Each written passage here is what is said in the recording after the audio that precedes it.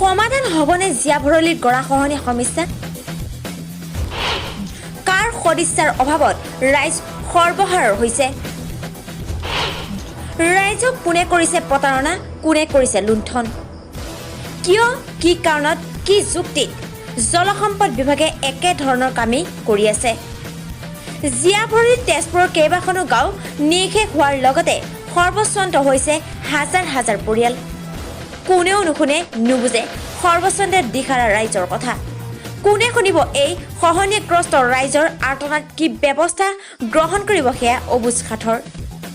বিগত সময়ছোৱাত কোনো ধৰণৰ ব্যৱস্থা গ্ৰহণ নকৰি বাৰিষাতে কিয় তৎপৰ হয় জলসম্পদ বিভাগ?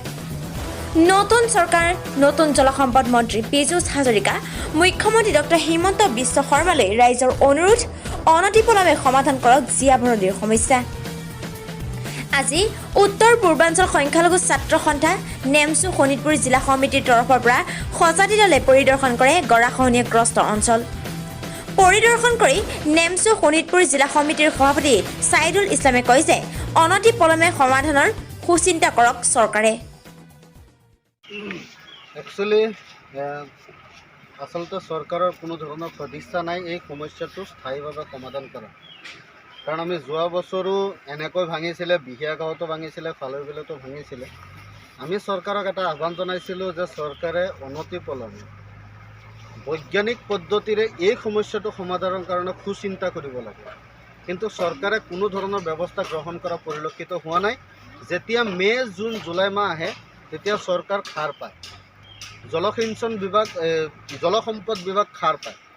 এতিয়া আমি দেখা পাইছোঁ যে এই বিভাগটোৱে জলসম্পদ বিভাগে এতিয়া তৎপৰতাৰে এই সমস্যা সমাধানৰ কাৰণে চিন্তা চৰ্চা কৰি আছে।